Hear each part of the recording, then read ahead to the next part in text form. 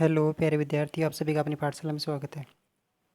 आज की इस वीडियो में हम दिनांक 28/7/2021 का जो कक्षा 6 में सामाजिक विज्ञान विषय का गृह कार्य आया है, इसके 5 प्रश्नों का हल करेंगे। दूसरा पाठ चल रहा था, पाठ का नाम था खाद्य संग्रह से भोजन उत्पादन तक। इसका आज दूसरा टॉपिक है, दूसरा वीडियो है, दूसरा दिन चल इस पाठ का, एक नवीन जीवन शैली। ठीक है, तो इसके 5 क्वेश्चन दिए गए हैं। चलिए पहला क्वेश्चन देखते हैं। क्वेश्चन नंबर 1 इसमें, आरंभिक मानव के लिए जानवर किस प्रकार से चलते फिरते खाद्य भंडार थे। प्रारंभिक काल में जो मानव हुआ करते थे तो अपने भोजन की व्यवस्था में ज़्यादातर पशु पक्षियों का, जानवरों का शिकार करके खाया करते थे, आखेट करके खाया करते थे। तो किस प्रकार से इनको चलता फिरता खाद्य भंडार कहा गया है।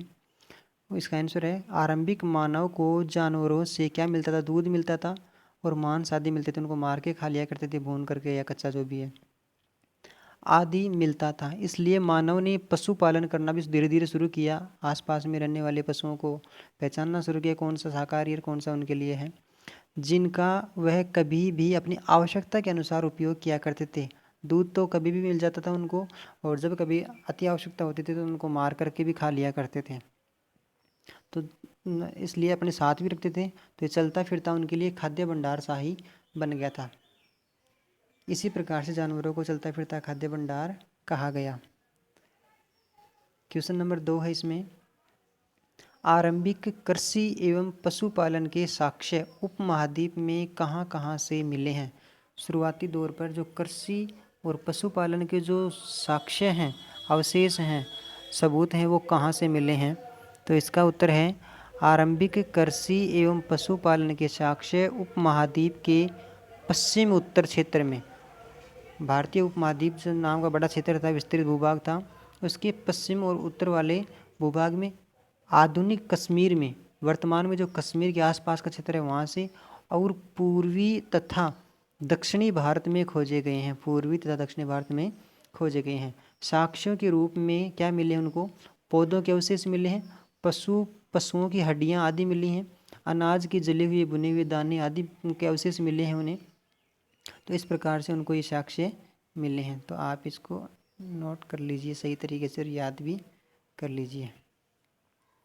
क्वेश्चन नंबर 3 है इसका। क्वेश्चन नंबर 3 में गर्तवास से क्या अभिप्राय है। देखो, गर्त का मतलब होता है खाई या गड्ढा, और वास यानी वहाँ पे अपना निवास बनाना। तो इस प्रकार से याद रख लेना आप। गर्तवास का अभिप्राय है कि बुर्ज होम कहा करते थे। वर्तमान में ये क्षेत्र जो है ये कश्मीर के आसपास का क्षेत्र है।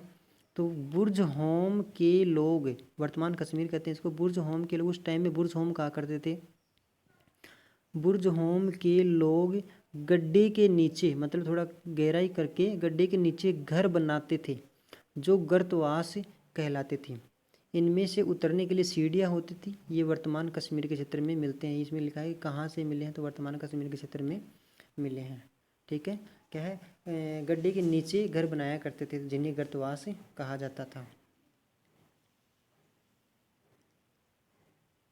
क्वेश्चन नंबर 3 के बाद में क्वेश्चन नंबर 4 है, मेहरगढ़ से किस प्रकार के साक्ष्य पुरातत्वविदों को प्राप्त हुए हैं। मेहरगढ़ से पुरातत्वविदों को सर्वप्रथम कृषि एवं पशुपालन जैसी क्रियाओं के साक्ष्य मिले हैं, और यहाँ से विभिन्न प्रकार के पालतू एवं जंगली जानवरों की हड्डियाँ भी प्राप्त हुई है। चौकोर एवं आयताकार घरों के अवशेष मिले हैं वहाँ पे, मतलब एक अच्छी तरीके से सभ्यता बनी हुई मिली है। इनके साथ ही अनाज के भंडार और भंडार के अनाज रखने के लिए कमरे मिले हैं, जो बड़े बड़े भंडार किया करते थे वो। साथ ही कब्रों में मृतक के साथ कुछ सामान भी रखा जाता था। ये जो लोग थे, जब व्यक्तियों की मृत्यु हो जाती थी तो जो कब्र खोदते थे उसमें क्या करते थे, मृतकों के साथ में कुछ सामान भी रखते थे, जिनसे ये लगता है कि ये पूजा पाठ या उनके मृतकों के प्रति आस्था रहती थी, इनकी आस्था को प्रकट किया करते थे, ये उनके साथ जुड़ाव महसूस था। क्वेश्चन नंबर 5 है इसका।